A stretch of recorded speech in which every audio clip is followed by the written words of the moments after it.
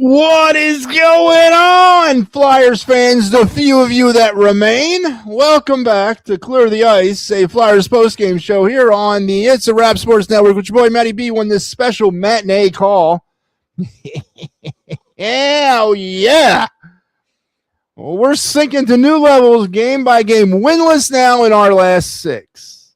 Outscored in those six by a total of 36-12.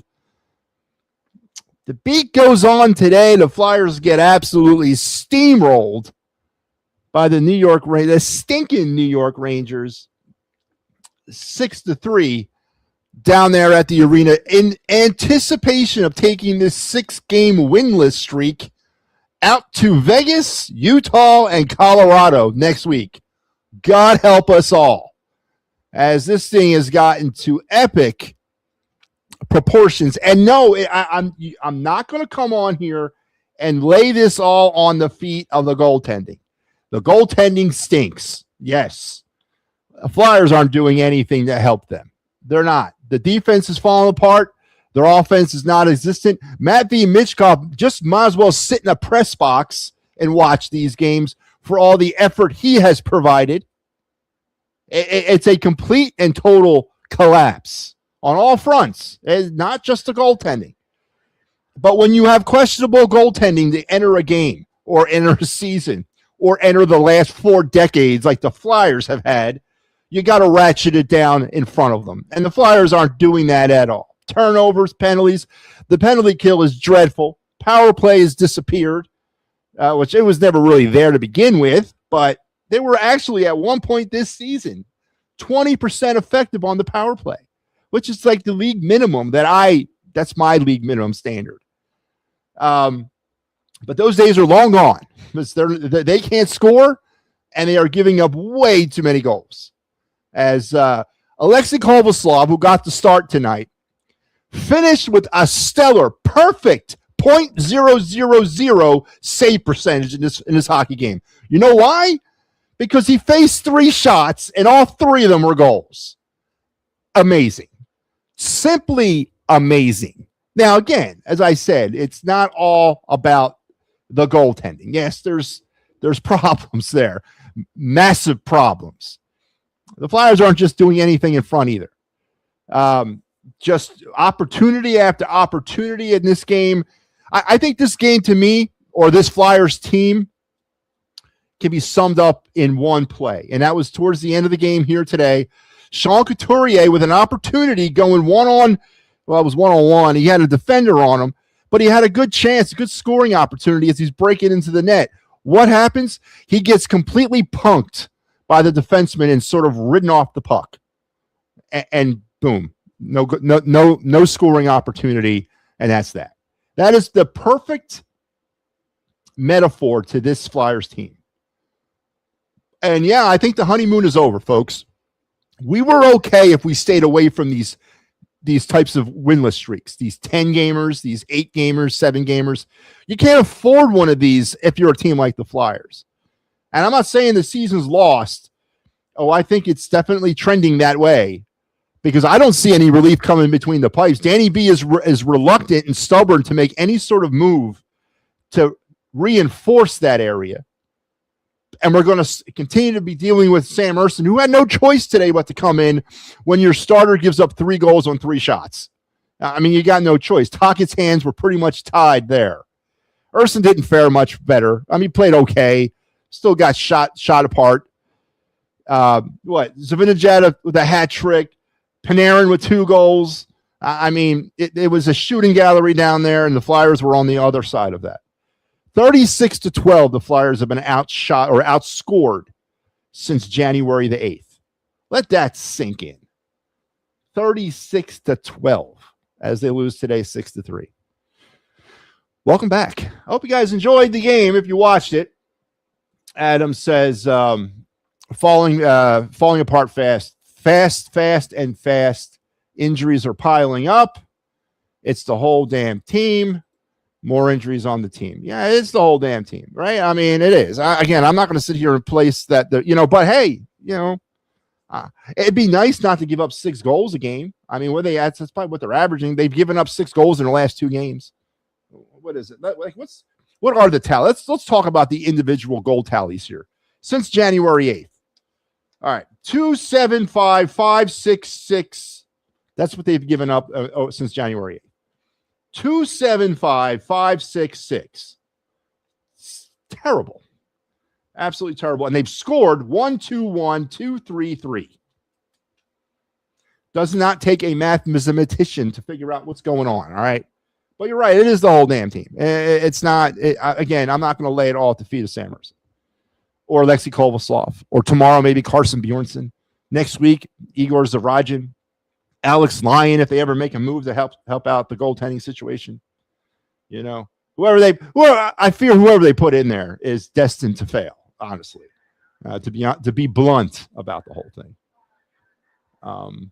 Joe says he was at the game and he left early. Sorry that you wasted your time, Joe, on this blustery winter day with the winter mix in the air. I'm sorry about that, man. But Flyers do lose today 6-3. And I got some goals to break down because, yes, I'm on the post game. So that means, yes, there's a lot of goals to talk about because that's apparently what I do. I'm a goal breaking down fool, and we're going to start. But let's get going with the administrative stuff. To start this hockey game, the Flyers, healthy scratch, Nick Delorier. Risto was a healthy scratch, and, of course, Dan Vladar dealing with that injury. For the Rangers, Connor McKay and Matt Rempe got the scratch in the net for the Flyers today to start the game. It was Alexei Kovalov, and he faced, I mean, I look at it every time and I laugh. He faced 3 shots, gave up 3 goals. It literally finished with a .000 save percentage. For the, also he gave way, let's give Ersson his due. He gave way to Ersson, 25 shots faced, 22 saves. With a .880 save percentage. Just not good enough. For the Rangers, Spencer Martin got to start, and he went the distance, giving up, facing 28 shots with a .893 save percentage. So, again, I mean, the Flyers got to him. But when you give up 6 goals, 3 ain't going to help you out much. There was one point in this game, folks, which was funny. I looked up at the shot totals and the goal score. It was 6-3. It was 6-2 at this point. I think it was in the second period, maybe either early in the third. The Rangers had recorded 17 shots. Again, let's do the fuzzy math. 17 shots, and the Flyers had given up 6 goals. So the Rangers had scored 6 goals and 17 shots. That's like youth hockey numbers right there. That's like Pee-wee Squirt Bantam stuff, right? That's not NHL stuff.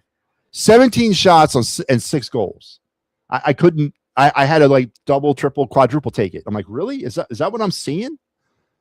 Pathetic. Absolutely pathetic on all fronts. Again, and I do want to be clear about this. I'm not laying it all on the feet of the goaltending.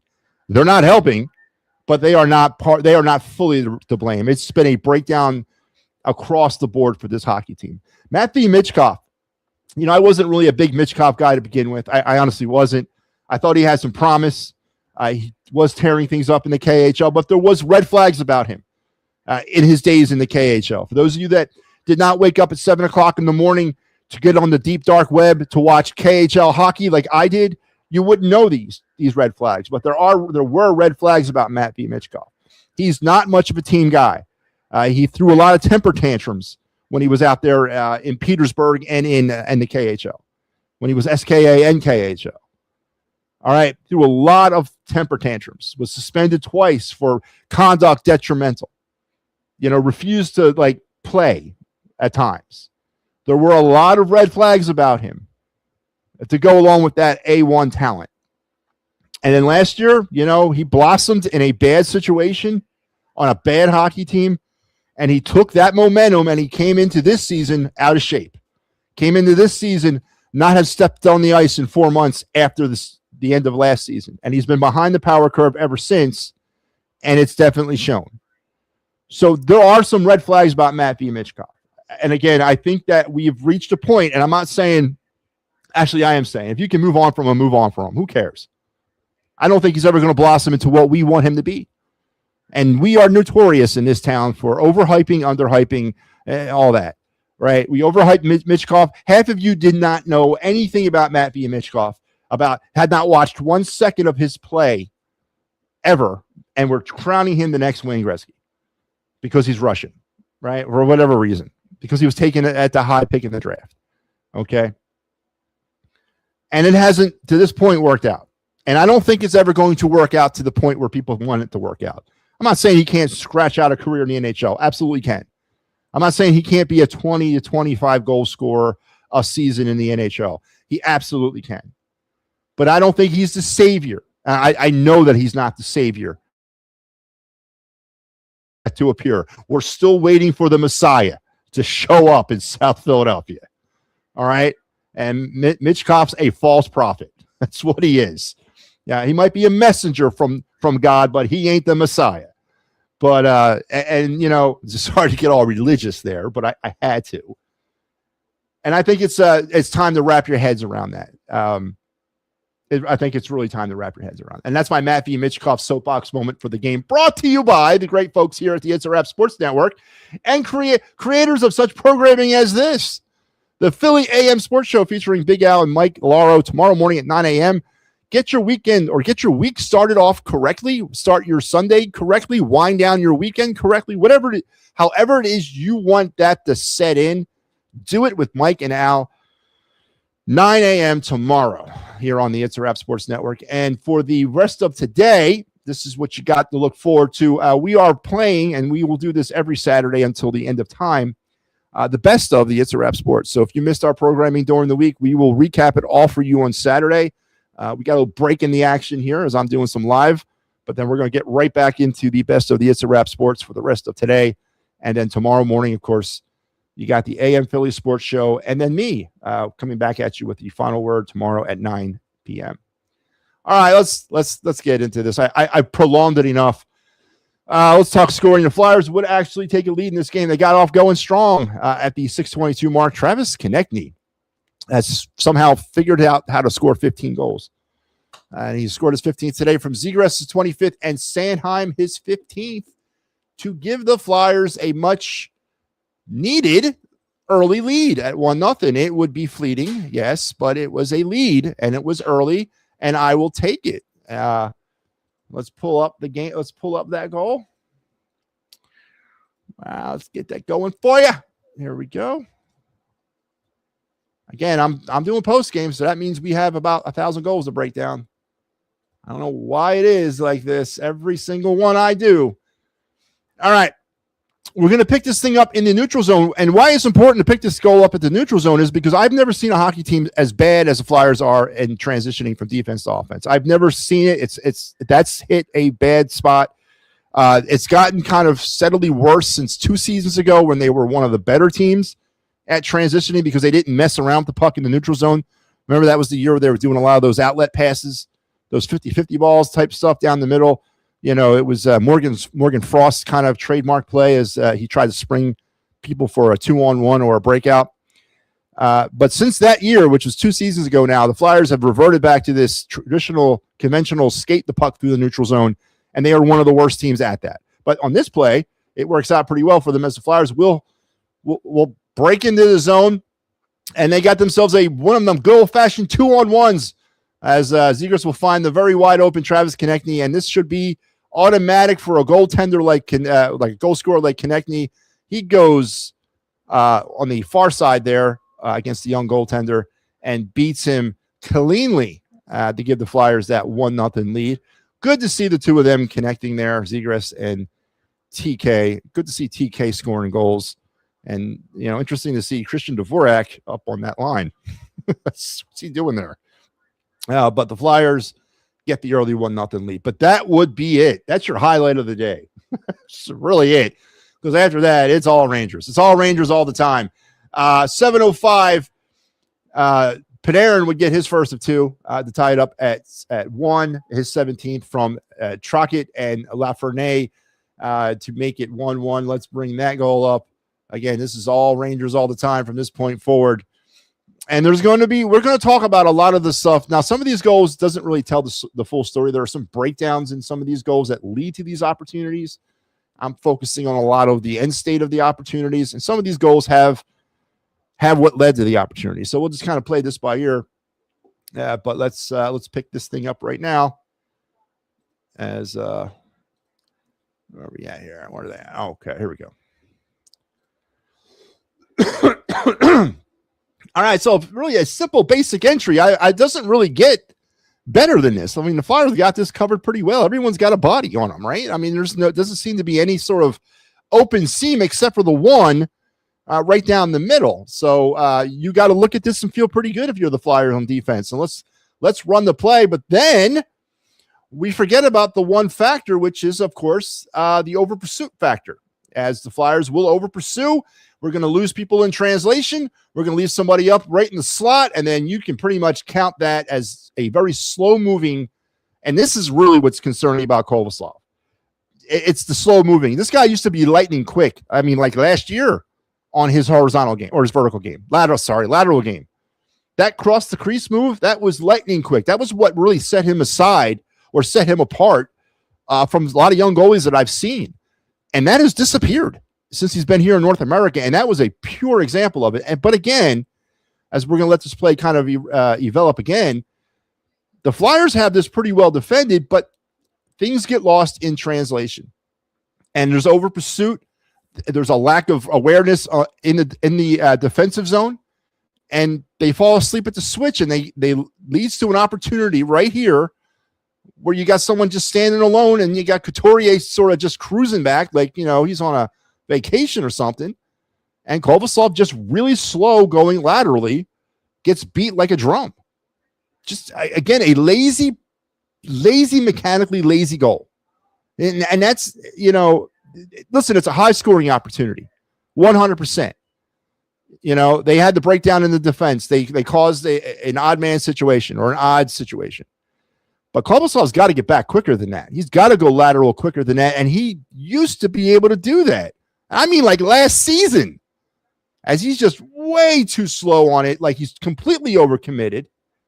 And there you go, man. Just bad. Just bad. A bad goal.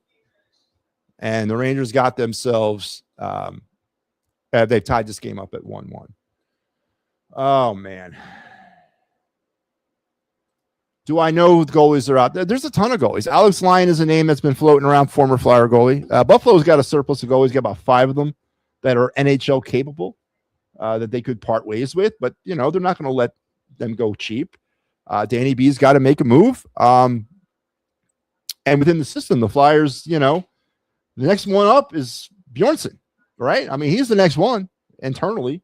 Now, I don't know if he's ready, but you'd have to think that at some point, they're going to have to give him a shot.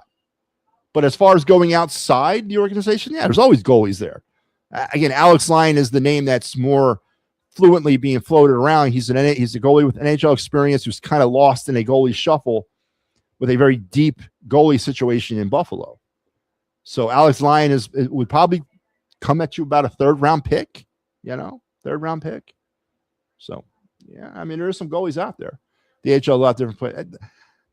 I'm not talking about when he was in the AHL. I meant when he was in the NHL last year. Kovaslav moved very quick laterally. He's just slow now. He's lost like 2 steps. You don't got to tell me the AHL is a slower game. I know that. What's your opinion of Danny B? Honeymoon's ending. Honeymoon is ending. We got 6. We could be at 6 seasons without a playoff berth. That's never been done in Flyers franchise history. They've never not made the playoffs for 6 straight years. And that would happen this year if they do not qualify. That's why I thought it was crucial that they made the playoffs this year, just to not have that dubious honor hanging over them. So I think that the honeymoon is ending. I honestly do. And at what point do we start looking at this thing a little bit more holistically, thinking, okay, the core we have here is just not good. And what are you going to do to make it better? Danny B has yet to go all in. And I know he's waiting for the right time. And I know he's waiting to develop players around the situation. The rebuild takes time. It does. It's a painful process because it's not a retool. A lot of fans don't understand the word rebuild and what that really means. They think 1 year, 2 years, maybe. Now, a rebuild is a complete teardown of your organization and a complete rebuild of it. That does not happen in 1 or 2 years. happens closer to 3 to 5 years. That's why so many organizations are hesitant to go through it, because it's a painfully long process. And I think going into this, we all wanted it. I wanted it. I wanted someone in the Flyer organization to say it needed to be rebuilt, not retooled. Got to stop slapping Band-Aids on it. We got to rip it apart. And they did. And now the fans, me too, are getting frustrated that it's taking so long. We are nowhere near the end of this. We're like back end of phase 1 of a rebuild. That's where we're at. Of a 4-phase rebuild, we're a back end of phase 1. And that's just a reality. It does not happen overnight. And I know it's frustrating. And I know it's unsatisfactory to a lot of fans, especially the hockey faithful here in this town. I get it. But when your team commits to a rebuild, you really need to understand what that means. And I think that's what we kind of got lost on. And we get lost on that all the time when we hear rebuild. When the Phillies decided to rebuild back in 2012, what was it? A 6-7 year process before relevancy again? You know what I mean? So when the Sixers decided to start the rebuild, it was about 6 years, right? So again, it's not a 1 or 2 or 3 year process. It's just not. That's why franchises don't want to do it, because they don't want to commit to that. But as far as my opinion of Danny B and Keith Jones, I don't know. The verdict is still out. We're still stuck in phase 1. Doesn't seem to be any sort of inclination to go any higher and be like, okay, now we got to start pushing chips in. We got to start making drastic trades, drastic changes. Take some of this young talent that we might supposedly have, move it on for some proven talent, sort of try to mesh that in. They seem to be hesitant to start that process for whatever reason. But again, we could have Gretzky, Lemieux, Ovechkin, Crosby, McDavid, Draisaitl, Malkin. You can have all them skating around out there right now. If you're giving up 6 goals a game, I don't know, man. It ain't going to be good. So the first and foremost thing is to figure out this goaltending problem, and that's not Danny B and Keith Jones. That's not they didn't begin that. They didn't start that issue. That's just something they've inherited, from the last 17 general managers. The whole goaltending problem. But again, I know we're all looking for the quick answer that next week it's going to change or next season it's going to change. No, about 4 years from now, maybe we're talking Stanley Cup contender. Honestly, that's the timeline. And I know, and it sucks. It does. All right, so the Rangers are going to get the 2-1 lead as Zibanejad will get his first of his hat trick at the 7:28 mark or 7:26 mark. And yes, that is about 19 seconds after the Panarin goal to give the Rangers a 2-1 lead. Zibanejad's 19th from Miller and Schneider. And let's bring that one up. It's Rangers number 2, right? Oh, it sucks, man. The rebuild sucks. But I'm not going to sit here and be a hypocrite about it. During the last days of Chuck Fletcher, man, I wanted some honesty from the organization that this thing was bad and it needed to be rebuilt, not retooled. So I'm not going to sit here and be a hypocrite and say that, I don't, this is not what I signed up for. It is. I signed up for this. This is what I signed up for. And we all did. Like it or not, we all did. All right, so pick up play inside the Flyer zone. Now here come the sloppy goals as the Flyers are going to get sort of, again, a little bit of an over pursuit here. Just classic cycling back. Zibanejad way from the point and just the terrible goal. This is the second of the shots that Kovalsov faced, which means it's the second goal that he's given up. That's just garbage. That's just straight trash. There's nothing really going on in front of him. He just gets beat on a shot from almost the blue line. I have nothing more to say about that. There's nothing more technical I can add, or I don't want to. There's nothing more I can sound more intelligent about that goal. There is a little traffic in front, but when you're out almost up to when you're above the dot, when you're above the circle where Zibanejad is here, that's a very low scoring opportunity, low scoring percentage opportunity at this friggin' level of hockey. You should be able to make this save. I really don't there's nothing more to say as we watch this play again, sort of envelop here. Ain't nothing. I mean, he's literally right by the blue line, and he's just going to look. There's nothing in front. That's just terrible. Absolutely terrible. Terrible goal. And now we got a 2-1 Ranger lead, and the onslaught is on. Othman. Brendan Othman will get his first ever NHL goal next at the 8:25 mark from Kulte. His 14th assist to give the Rangers a 3-1 lead. This is all in the first period, and this, of course, would be the goal that chases Kovaslov out of there after 3 shots and 3 goals. So, again, doesn't take a math genius to figure out why they're moving on from him. Let's pull this up. So we're going to pick up play coming outside the Rangers zone as the Flyers get kind of caught in another one of them situations where you got a 3-on-1. They're pressuring the play, trying to create something on offense, and this is what happens when you do that. You leave your defense and your terrible goaltending on an island, and then this is just, again, bad lateral play, too slow going back across the middle, and then just opens up too much, goes down too soon. What do you want from me? That's why he got yanked after 3 shots. So we got a 3-1 Ranger lead at this time, and that would take us to the end of the first period. The Flyers were out. The Flyers actually outshot the Rangers in that period, 8-6. Kovaslov would give way to Urson, and we would be on to the second period. So yeah.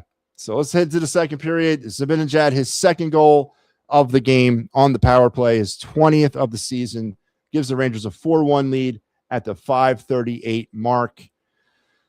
Let's bring that one up. It's pointless anymore, really, to do this, but we're going to continue rolling through these goals. So, yeah.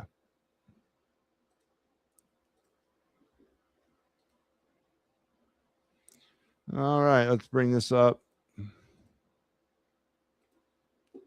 All